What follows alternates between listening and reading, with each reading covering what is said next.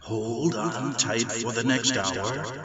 You're entering into a place, a zone called the alternative to the alternative media.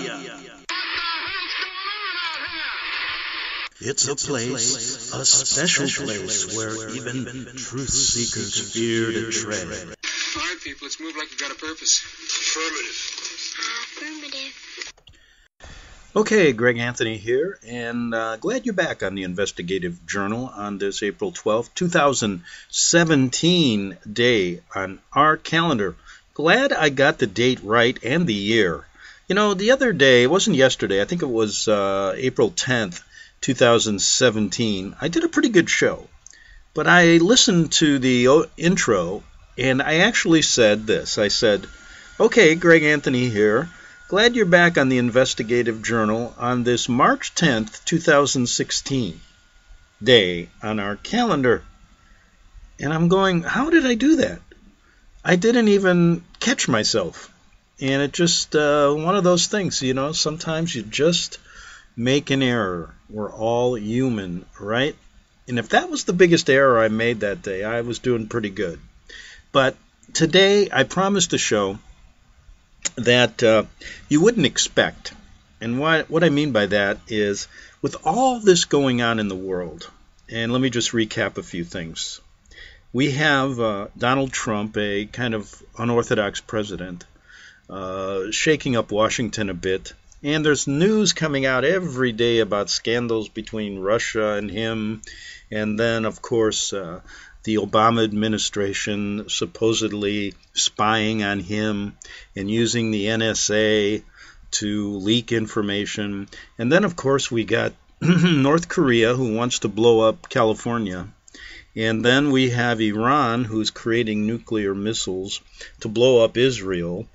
And then we also have to worry about Syria. And there's what's going on there. Oh, just the fact that the mainstream media is reporting that Assad, the president there, is using chemical weapons to kill hundreds of people in his own country. And the media has reported that over 500,000 people have been killed, and Syrians have been killed.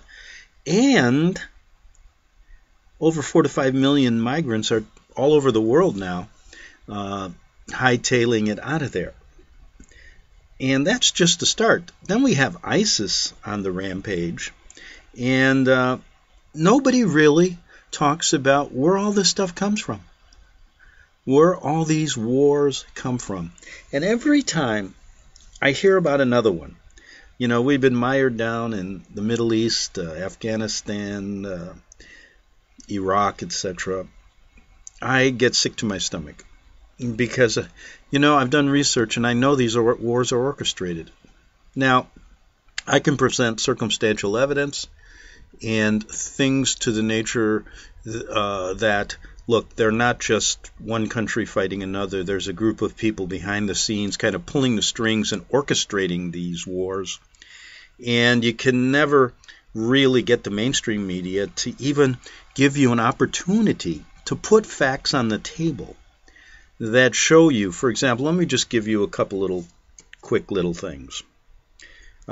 Hitler, given money by the West, banks, funded Nazism.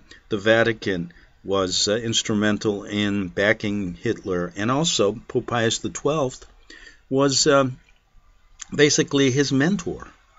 There are so many facts to show the connection between Hitler and World War II and how this was orchestrated, but it never is even allowed to be discussed.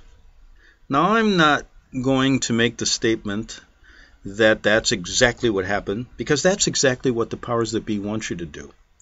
But what I'm saying is, and the reason they want you to do it, is because then they'll come back and say, oh, conspiracy theory, Gregg is nuts. No one, there's no evidence. Look at all the history books. Well, who writes the history books? The same people I'm talking about. And, you know, to the victor go the spoils, but to the victor also goes the propaganda and lies. And that's what we've been filled with since we've been put into this Jesuit educational system. I was deep in it, and ever since I can remember learning how to spell. And that's because I was in Catholic kindergarten, Catholic grade school, Catholic high school, etc., etc. And I ought to tell you a story. I ought to tell you a story. I went to St. Mary's kindergarten, okay? And my mom at the time was still alive, and she used to take me every morning. I should have known to get out then. But anyway, there was a big, huge, long steel flight of stairs going up to the kindergarten room. So it's maybe, you ever see those steel stairs on the back of a brick building? Well, anyway, what I'm told is that through my uncle, that I put up a stink to go to kindergarten. I didn't want to leave home. They said they had to almost hog-tie me to get me into my kindergarten uniform the first day, and that I cried all the way there. And in fact, I don't remember much of that, but I do remember what happened on the first day I was in kindergarten. They allowed me to come back, but anyway, I get into this room, and there's this nun with these, look like a burqa. It's interesting that the burqas are similar to what the nuns used to wear. They're black. Oh, with the veil. They used to, when I went to school, they all wore it all the time. It was 90 degrees in the shade, and they'd have it on. But anyway, so I get into that room, and I go, I was very upset, I remember. And they ask you to bring a blanket. So anyway, during the period of time when they tell you to take a nap, I decided to escape. And when I ran out that door, coming up the stairs was another nun, and she was about halfway up, and I startled her because I was kind of yelling a little bit, and she fell down the stairs and broke her arm. Oh boy.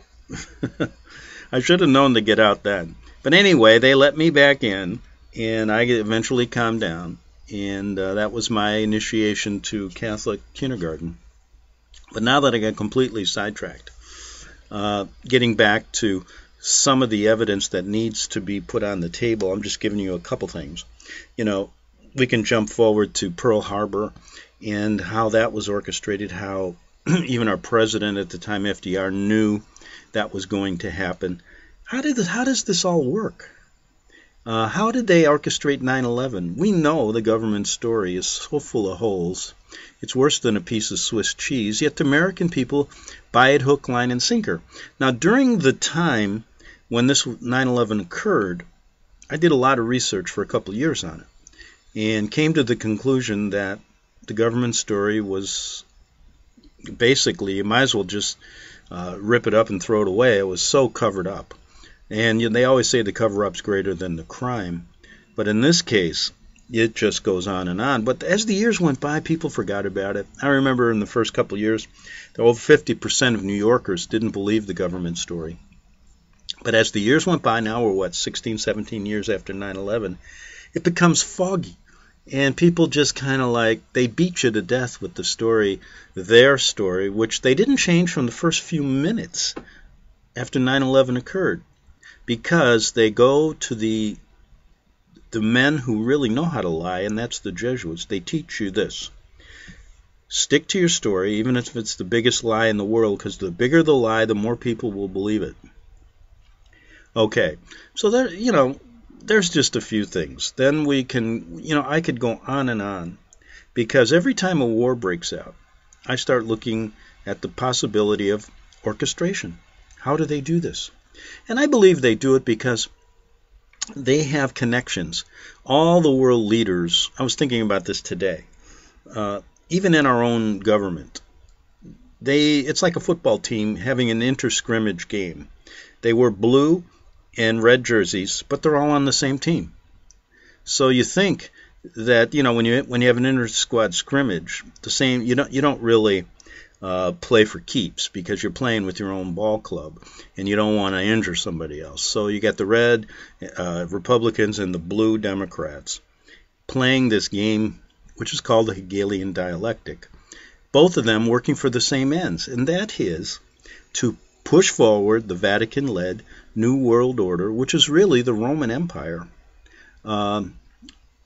today, in today's world. And their goal was the same as it was when it was way back when, and that's to control the world. And the way they do it is through wars. They can decrease the population. They can also make a lot of money on selling weapons.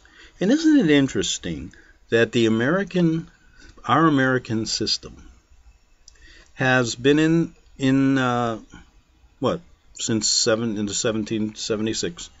We've been at war for all but 20 years. Yep. And probably there was something going on, but that's exactly what I found out. There's a war going on all the time. We're a warring nation. That's what we do best. And we do best at lying to our people on how we get into these. Now, another thing, just think about this lie. And every president's the same. Trump is now disbanding a lot of the EPA, the environmental protection rules, and opening up more business, etc., etc. And he said, we're going to have clean water, clean air, and that's what the people want. And I say, how can you have clean air if you don't ban chemtrails? It didn't seem to stop the planes flying with all that toxic material, toxic gas.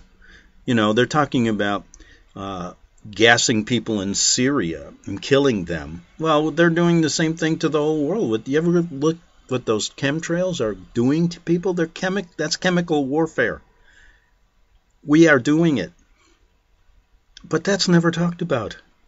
So whether Obama's there, Bush is there, FDR's there, or whoever's there, or of Trump, when he says we are going to have clean air, he's lying, because you can't have clean air until chemtrails are disbanded. Now, if he would have came in and said, we're getting rid of all those toxic planes up in the air that are killing this is not just in America, it's all over the world.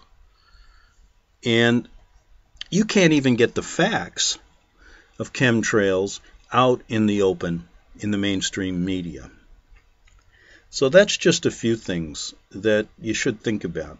Now, why with all this going on, right, would I be concerned with how our Revolutionary War was orchestrated? That happened hundreds of years ago. Gregg, what's the big deal? Let's go on. You're living in the past. And I'm going, look, I'm a bit upset at everything they taught me, because it was all, Jesuit history rewritten. Or at least, if I can't prove that categorically, let me bring the facts on the table to show you that there could be another story here. And I'm not doing what they do. They do complete fictional stuff. Like when they talk about, you ever see these movies from Hollywood that talk about, we're on, they did the one on the astronaut who was left alone on Mars, and then you get all these things about aliens and things, and then they want to try to make this seem real. Now, I even go to the point of stating this. They will even not allow you to get information out regarding the shape of our Earth. And they do not want their lies uncovered. And isn't it interesting that, maybe a few years ago, there were a lot of stories about the flat Earth theory. You don't hear too much anymore. But when you really do research on it, NASA is a big propaganda machine, started just after World War II by Nazis that we brought over here.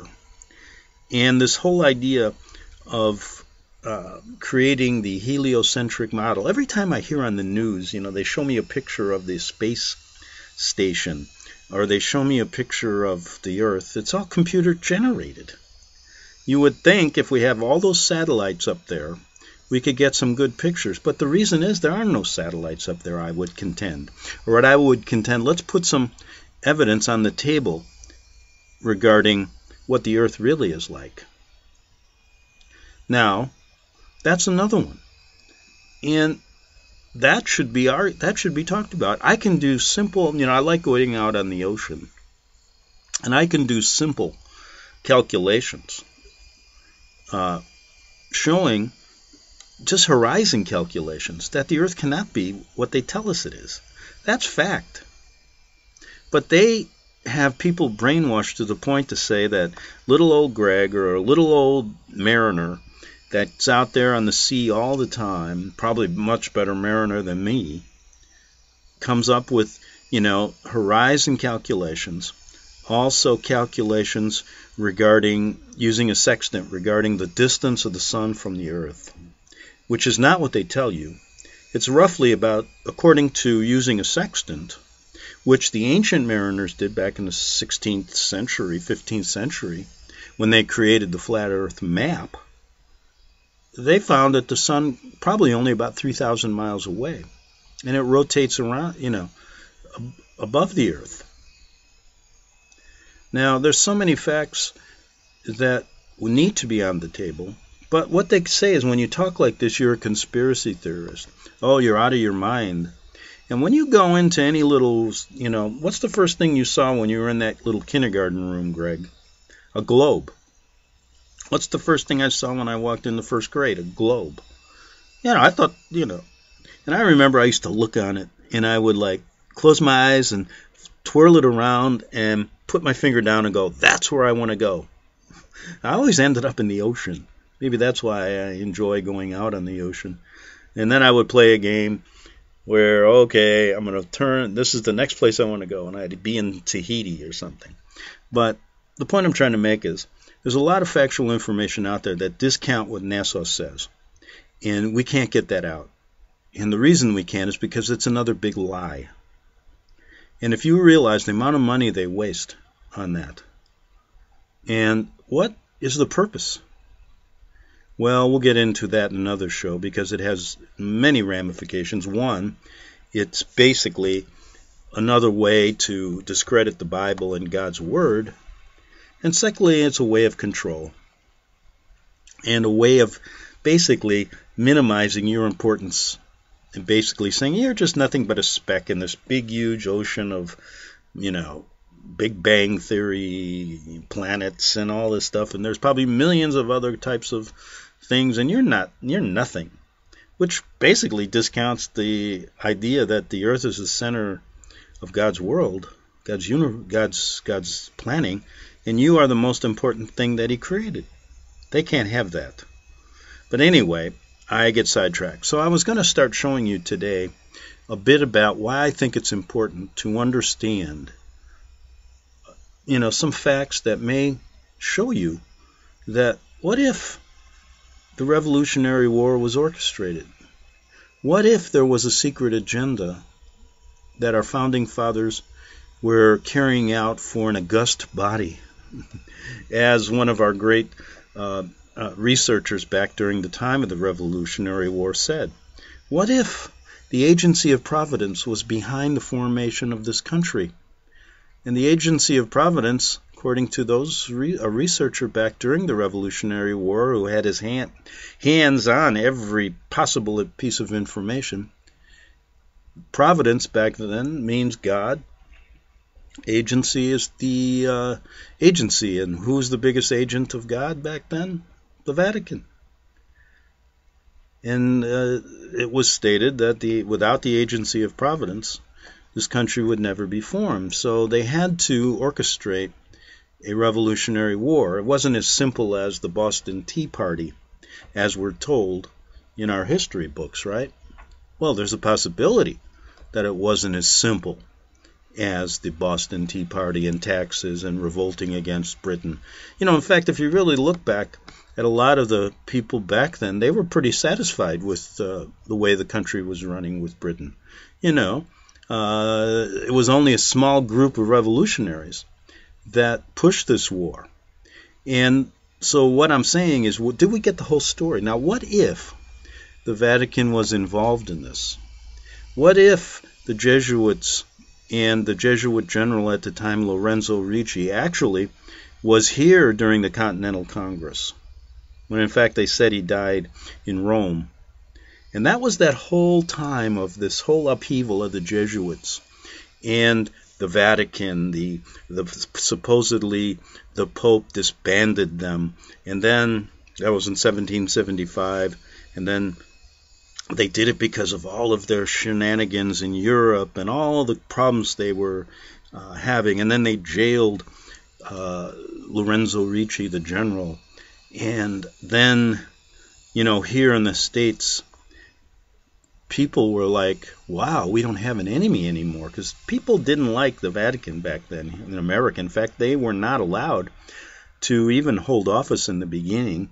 When we first got here, before the country was formed and the Constitution was passed, because they realized that they were overthrowing, what they did to Protestants back in Europe. And they realized the Vatican were a bunch of bad dudes. And so, basically, I believe they had to figure out a way to change that. And what if they got the ball rolling to get France and England at odds, and then bring in the patriots to fight and create a separate country with freedom of religion and freedom of speech as the bulwark of the whole nation. Now, what would that mean? That would mean that the whole reason for this revolutionary war was to protect the Pope of Rome, who supposedly had killed the Jesuit General and was at odds. But I don't believe that, because I always said this. You remember that song, you can't have one without the other? I believe you can't have the Vatican without the Jesuits, and the Jesuits have to have the Vatican. It's the black and white theory. And so I believe the whole story we're told, which we'll get into in the second half hour, regarding the destabilization and the extinction of the Jesuits during the time of our American Revolution, maybe didn't occur that way. And perhaps Lorenzo Ricci never was killed or jailed and died in Sant'Angelo, the prison there. And it's not really a prison. It's near the Vatican, and I'll get into that. But if that whole thing was orchestrated by someone outside of our founding fathers who needed help to get this done, and they knew, some of them knew what was going on, and actually were working with Rome, perhaps some of the real founding fathers are left out. And the real intentions were left out. And if they could create a free country like ours, a test in mankind, allow every religion, every voice to come here, wouldn't that mean that the Vatican was now allowed to do business here? Yes. And look at who's benefited over the years from the Constitution. No one more than the Vatican. Because during that period of time, they weren't even allowed here. They couldn't hold office. And when this country did start, they had one diocese. And isn't it amazing that their footprints now are all over this country? How many do they have now?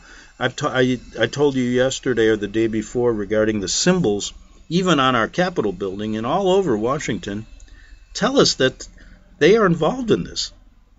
With Persephone at the top of the Capitol building. And many of the other things you find. I didn't even mention that. I believe it's over the Speaker's rostrum or the Senate. There's a big, huge painting of one of the biggest inquisitor popes in the history of the Vatican. Now, why would he be there looking down on supposedly a Protestant free country? So many more of these symbols around. And that to me leads me to say this. If that be the case, there's enough evidence to start looking into this and giving the true story. Because if we knew the true story about how our country started, maybe we could we could understand why these wars are orchestrated today. I'll be back in 3 minutes on the Investigative Journal. Visit crosstheborder.org, CROSS, crosstheborder.org, to get your print, EPUB, or PDF version of Nicholas Arthur's new book titled When the Third Temple is Built. That's crosstheborder.org. When it comes to prophecy today, much of the evangelical Christian world has their eyes on Israel, waiting and watching to see when the third temple will begin to be built. The plans are drawn, the Jewish people are eager. Most evangelical Christians today believe that the rapture will happen before the third temple is built. Hi, I'm Michael Eugene. I was taught that Daniel's 70th week was in the future. Is that really what the Bible teaches? Have we searched the scriptures and found this to be true? Why is it so important for a re-established Israel to build a third temple in Jerusalem? Is it necessary to build a temple on the same location already occupied by the Dome of the Rock? Is it necessary for sacrifices to take place in the temple on Temple Mount? Is there really a rapture followed by 7 years of tribulation? What is the New Testament temple? Can we identify history and prophecy? Who is the first beast in Revelation chapter 13? Who are the 7 kings in Revelation 17? I have asked all these questions, and I have found Nicholas Arthur's new book, When the Third Temple is Built, answers all these questions and more using Scripture to interpret Scripture. The Bible says that no prophecy of Scripture is of any private interpretation. Nicholas shows us in his new book, When the Third Temple is Built, how the Bible interprets prophecy and not man's private interpretation. Visit crosstheborder.org, C-R-O-S-S, crosstheborder.org to get your print, EPUB, or PDF version of Nicholas Arthur's new book titled When the Third Temple is Built. That's crosstheborder.org.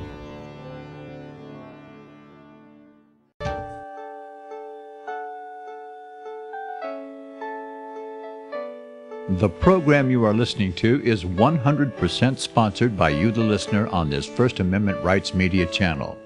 You will notice that there are few commercials on this radio network. There's a good reason for that.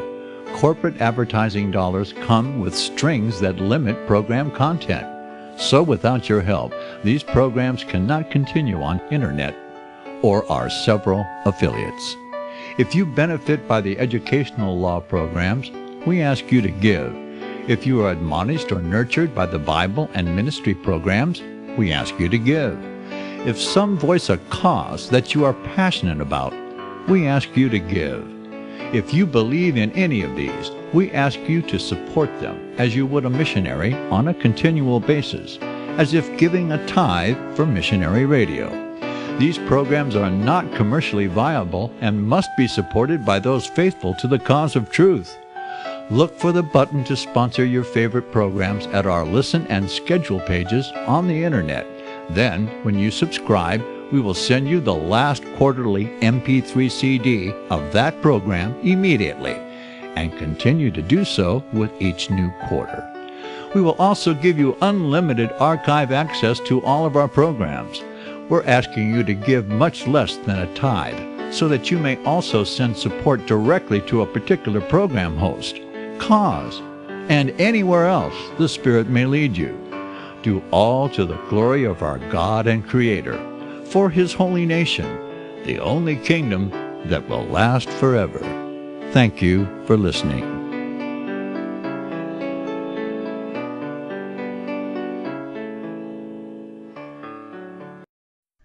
The following program is labeled dangerous and off limits by the supreme Jesuit command. But stand tall, people. Listen up, and you may just learn something. Oh, dear Lord Jesus, this ain't happening, man. This can't be happening, man. This ain't happening. Okay, we're back for the second half hour of the Investigative Journal. And 2 things I want to talk about this half hour. I want to give you some information about the Jesuit General Lorenzo Ricci, who maybe should be considered one of our founding fathers, as well as giving you some of the background you never got on him, who he really is, so you know who he is. And secondly, to give you the story that you'll get in history books regarding the destabilization and the extinction of the Jesuits in 1775, and then their resurrection in 1814. And I want to give you that so I can compare it to other information that may discredit that point of view of what happened. But before I do that, let me give you an idea of what I'm talking about. There's a lot of things that people don't really understand, what the meaning of certain words are. And these are important because throughout the course of our educational system, we are confronted with Jesuitism, and we don't even know what it is. So let's look first at a theory called the Jesuits proposed, advanced by a Cardinal Thomas Wolsey.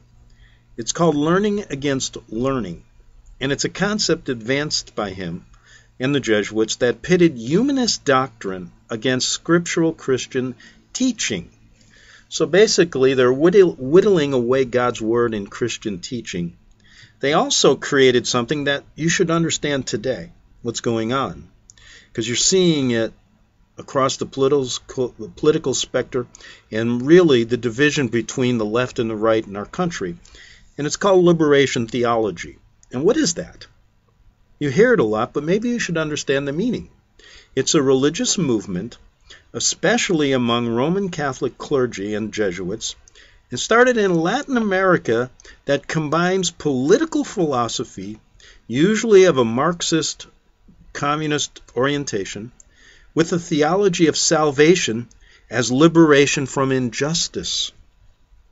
That's what's going on here. That's why you hear all of this left-wing rhetoric, all this political correctness, all this salvation through liberation of injustice created by man, and there's nothing to do with Christianity at all. Now, another thing that's happening is you hear the word Gnosticism, and the Jesuits have pushed this theory for a long, long time. And what they do is they try to basically undermine Christianity, even though they call themselves Christians. And what is Gnosticism, though? It's the thought and practice, especially of various cults of late pre-Christian and early Christian centuries, distinguished by the conviction that matter is evil and that emancipation comes through gnosis, or knowing. So basically what the Jesuits are doing today is saying the only way you can be only way you can conquer evil is through knowledge, man's knowledge. And again, they discredit anything to do with faith in the Bible, correct? Now, another thing you should understand is a word that everybody thinks they understand it, but is it going on today? An inquisition. Yes, it is. Now listen to the definition of an inquisition. It's an investigation conducted with little regard for individual rights. Now, isn't that what's going on in our country today? Because of their orchestration of 9/11, we've lost much of our rights through the Patriot Act, which basically has whittled away the First and the Fourth Amendments. And guess who wrote that? It was pre-written prior to 9/11.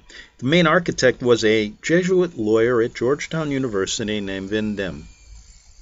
Now, so we have an investigation, an inquiry, without regard to individual rights, a severe questioning, a Roman Catholic tribunal for the discovery and punishment of heresy. Now, what is heresy? Anybody that doesn't believe that the Pope is the vicar of Christ and God is a heretic. And what that means, if you look into canon law, a heretic, if you kill one, it's not murder, it's justified. The ends justify the means. And presently functioning this under the title Congregation of the Doctrine of the Faith. So the office of Inquisition, which was changed to the Congregation and Doctrine of the Faith, still exists. And guess where it's headquartered? And we sometimes forget. But for the first time in the history of the Vatican, the head of this office is a Catholic bishop who's headquartered in San Francisco. So the head of the office of the Inquisition is here in the United States. So could that be they're going to have the Inquisition is onward and forward here in the United States? Of course. So that's just a few words that I wanted to clear up. Now, what about, let's look up one that's really interesting. Now, you think you know what it means. Now, I've said a lot of times that the old Roman Empire is nothing more than the Vatican morphed into the Holy Roman Empire. And that's exactly what they do today, but through deception instead of, and through deception and using other countries' armies to fight their battles. So anyway, the Holy Roman Empire, let's give a good definition of it. It's the Commonwealth of Europe, ruled by papacy and the Holy Roman Emperor as ordinate sovereigns. At various times through the history, the emperor claimed authority over the German states and Hungary, Poland, France, Spain, and Scandinavian Peninsula, and the British Isles. However, the effective empire embraced only Germany, Burgundy, and the old Lombard kingdom in Italy's Po Valley. So what we have here is the Roman Empire's goal, even though it was basically cut in half and then defeated, what happened was it morphed into the Vatican. And their goal is the same as it was back then. And they're doing it through what I call the Vatican-led New World Order. So, that's a few words you think you should know, because what we're talking about here is really education. And if we can't get, different ideas and thoughts into our educational system that are contrary to the Jesuitism and all of their rewritten history, I believe, we are doomed. So what I say is really, don't believe some of the fairy tales you read in history books. At least be open-minded to think that maybe it could have happened a different way. And use your resources to find that out, because it will be one of the keys to opening up your avenue of truth, opening up your door of truth. Now, I contend that perhaps the Founding Fathers were in the pockets of the Jesuits from the outset. And many times I mentioned former Jesuit General Lorenzo Ricci could have and may have orchestrated the American Revolution, contrary to what you read in your history books. And I've said this a few times. I am so upset with the university I went to and their history department, because I paid for courses that didn't give me the full story. Gave me a Jesuit view of how this country was formed when I took American history. And that goes from my high school classes. Well, I could expect it. I was in a Catholic school. But could I expect it from a state university that I went to? Wow. I guess I can't ask for my money. I always say I want my money back. But I got a scholarship to go there. So I guess I can't ask for it back. So I'm just saying that maybe people who didn't have a scholarship should ask for their money back. But research in this area by a number of historians that have researched the American Revolution, and hold PhDs and get paid all this money, and they're tenured professors that write history books, seem to forget about this side of the story. Or are they silenced? Are they basically, do they know that if they write about the Vatican, they lose their job? Maybe that has something to do with it. And then again, you got so many Jesuits writing this stuff anyway. That's what their goal is, to rewrite history, so that the version you get never gets to the bottom of what they're really all about. Okay, so what do you think? Who do you think controls what stories, how fanciful and fictitious they may be in our university history books? I just gave you a hint, but let me just say it clearly. Could it be the Vatican and the Jesuits? They're known as the great educators throughout the course of history. Look, I've looked at so many things they have done with education from the beginning of their formation in the 1500s to now, that's why they're known as the great educators now. That's why Georgetown, their main university, sits right next to the White House. And there's probably a tunnel that goes right over there so they can talk to the people at the White House. I wouldn't doubt it, because there's a tunnel between the Vatican and Castel San Angelo where supposedly Lorenzo Ricci was imprisoned So, and it's really not a prison. It's kind of like it has lavish rooms. It was almost kind of like a way for the Vatican people that wanted to get out of the Vatican and just kind of, it's not a big library, or kind of like a man's club where you go and have a drink or something. But so it wouldn't surprise me that there would be a tunnel between Georgetown and the White House. But of course it's these people. You know, they work through organizations like the Knights of Malta, the Knights of Columbus, Opus Dei, and media moguls like Rupert Murdoch. He's a royal knight to the Pope, who owns, you know, he's an Australian that owns half the American newspapers, and he owns Fox News, etc., Sky News in Europe. That's where you're getting your news from. You're getting it from a loyal knight, and that's why you'll never hear this stuff on the air. And if any one of these broadcasters ever talked this way, they'd be fired immediately, and their lives would be ruined. But their lives are ruined anyway. I mean, they could be making, do you realize what these people make? They're making upwards of $20 to $30 million a year for 1-hour talk shows. And why? They're there to keep the information from you. So their lives are already ruined, and probably a lot of them know it, but they don't care. Because the ends justify the means, right? And half of them, most of them are Catholics. O'Reilly, Hannity, Megyn Kelly, they're all Irish too. What's this about? Anyway, there's not one Polish guy out there, right? Why are they still, you know, discriminating and always want to take Poland down first? You know, why is that? Well, anyway, I did a show. I'll get to that in another day. But, you know, I found it interesting, some of the basic research on Ricci that we don't, you know, like we gloss over things.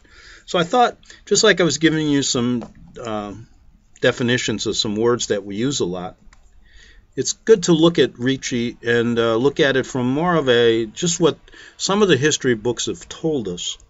And then I want to compare it to other information that they won't allow in the history books or on these talk shows. And if I don't have enough time today, because I only have like 11 minutes, I will continue it Friday, because tomorrow I've already made plans to have Bert Krantz of the Alamo Ministry come on my show. And then, of course, we have the holidays, so people aren't paying attention much. So I may even hold it over Friday and start with it next week, because I want to do a number of shows on this, because I really think it's important. And that's where I may differ with some other people who are, you know, if you'll turn to these shows, you're going to get every, you know, they're going to go into every little thing that's going on in the world today. And by God, I know it's important. But we have to have a basis of this. And when we say things like wars are orchestrated, these people are in the hands of the Illuminati, we got to understand who they are and how this thing started here. So a good starting point is Ricci and the Vatican and the Jesuits, what was going on during that period of time when they were disbanded, supposedly. And isn't it interesting, during that period of time, start checking out all the revolutions that were going on in Europe. French Revolution, German. There were about 5 or 6 of these going on, and all of a sudden the American one pops up. They were in a revolutionary state of mind. And you can bet the Jesuits were behind it. We've got so much information that never gets put out about their involvement in the French Revolution and some of the people they used and worked with there. I think they're pretty good at it, so that's why they were working here. And those are facts that, you know, I'm not asking you to take it, believe it. I'm saying they should be put side by side with what we hear about, you know, what we hear about in our history books throughout the course of our lives. And what we get from, you know, you can even get a PhD in history and you're not going to get this stuff. So what good are they? You're nothing more. These doctors of history that teach at these, you know, Ivy League schools are nothing more than getting paid just like Hannity and O'Reilly and all the guys on CNN to play the left-wing agenda. Isn't that interesting how they do it now? They get paid buku bucks. And they realize, you know, they're doomed anyway. I mean, I can't understand why they don't just real, boils down to control and their bosses. And when their boss is a Knight of Malta working for the Pope, what are you going to get? Now, there's some interesting background information that has been uncovered about Lorenzo Ricci. So let me make some things. I think that perhaps his death was orchestrated by himself and the Vatican, so he could work clandestinely to create a safe haven for the Pope here in the United States. Seems to be working that way, doesn't it?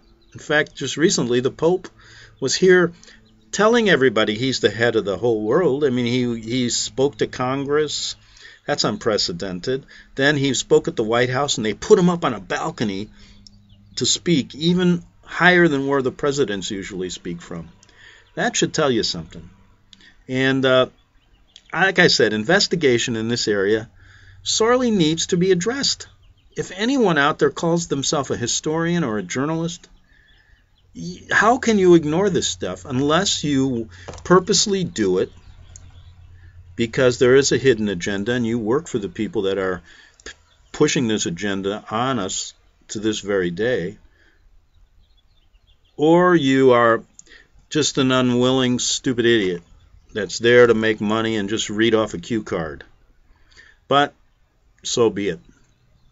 Now, if anybody has more information on this stuff, please contact me, whether it be pro or con, because the only way to resolve this is good, open debate. But we don't have that here in this country.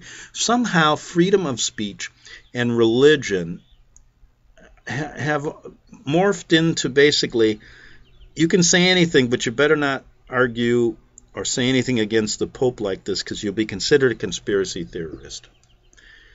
And here's a little bit of background on Ricci. And although they said he died in 1775, which is interesting, right before that whole big, Constitution was formed and everything, there's a possibility he didn't, and that he actually was here in the United States. And there's facts that show that should at least be covered. But who is this guy? Let me check the time here so I don't run out. Okay, I only got 6 minutes. So I'm only going to get into some of his mainstream background so you know who this guy is. He was born in Florence. Beautiful city, by the way. I've spent many days there. Didn't like it as much as Rome, though. I don't know. I kind of like that wild west approach of Rome. For some reason, it fit in with... I enjoyed it. And had entered the Society of Jesus 15 years later. So by the time he was 18, he was in the Jesuit school. A bright man. He taught rhetoric, philosophy, and theology in Siena for 6 years, was secretary of the society for 2 years, and the Reverend Spiritual Director of the students at the Roman College. So this guy was a pretty influential, bright man. And maybe that's why people that saw him here in the United States called him the professor. He didn't come here, like the Pope did. Here comes the king of the world. No, he went undercover. Now, at the unforeseen death of Father Santorini, after less than 2 years, how did that happen? Father Giovanni Antonio Timoni, the Vicar General, called for a general congregation, the 19th, to begin on May 9th, 1758. On May 21, Trinity Sunday, the election was held, and the fathers elected 55-year-old Lorenzo Ricci, the secretary of the society, as its superior general, or what we know today as the Black Pope. He was elected by over half the votes on the second ballot. Now, upon his first year of leadership in 1758, the minister Joseph I of Portugal, the Marquis of Pombal, expelled the Jesuits from Portugal. So here we go with the behind-the-scenes work here, maybe, and shipped them en masse to Civitavecchia as a gift for the Pope. Now, Civitavecchia is I've been to it, and it's in Italy. It's a nice little city. But anyway, in 1760, Pombal sent home the papal nuncio and recalled the Portuguese ambassador. The pamphlet titled The Brief Relation, which represented the Jesuits as having set up an independent kingdom in South America under their own sovereignty. So what is a religious organization? They're setting up kingdoms in South America, and of tyrannizing the Native Americans, all in the interest of an insatiable ambition and avarice.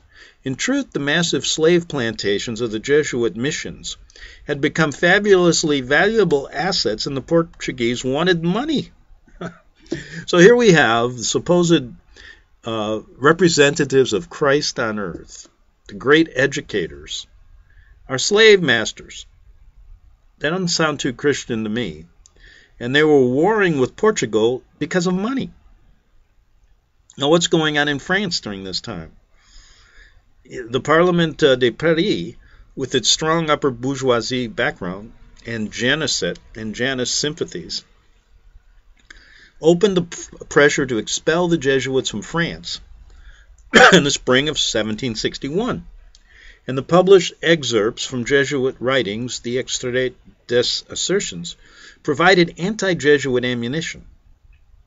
So they're trying to, this is that whole big deal going on in France. They're getting thrown out of here too, right? There's a reason behind all this, maybe. Though a congregation of bishops assembled at Paris in December 1761 recommended no action, Louis XV of France promulgated a royal order permitting the society to remain in the kingdom with the proviso that certain essentially liberalizing changes in their institutions satisfy the Parliament of France, with a Jesuit Vicar General who should be independent of the general in Rome. So things were kind of heating up. Now, I'm going to come back. I'm going to come back either Friday or Monday with more information, basic information about this guy and how this leads into what their big prize may have been, or they think hundreds of years in advance, the New World. Now, isn't it interesting? This is just an aside. You've heard about the Sun Tzu's Art of War. Now, guess who translated the first version of that? That was a Jesuit translation. And it was done in the 1700s. So here and I believe that Lorenzo Ricci, there's thoughts that he had a big hand in either translating it or even rewriting some things. But anyway, what I'm getting at is the Sun Tzu's Art of War is a good master plan that he was using in the American Revolution, possibly, because when you start looking at it, the best way to win a war is to make your enemies think you're weak. You can win without even firing a shot. And nothing better than feeling weak by making you feel like the whole Society of Jesus has been disbanded. But isn't it interesting? It only lasted from 1775 to 1814. Back tomorrow on the Investigative Journal. The book of Revelation says, "The spirit of prophecy is the testimony of Jesus Christ." This is at the very heart of FirstAmendmentRadio.com. In that spirit, we have created the Prophecy Reality News app for all of your mobile devices, streaming First Amendment Radio 24 hours a day, 7 days a week. Available for your Apple, Android device, and smartphone, absolutely free. Get the Prophecy Reality News app installed today so you can listen to First Amendment Radio wherever you are. The Prophecy. Since the beginning of time, kings have sought it, nations have fought for it. It has been traded, it has been borrowed, it has been purchased, it has been stolen. There's a reason for it. To secure the blessings of liberty to ourselves and to our posterity. Invest with the security of gold and silver.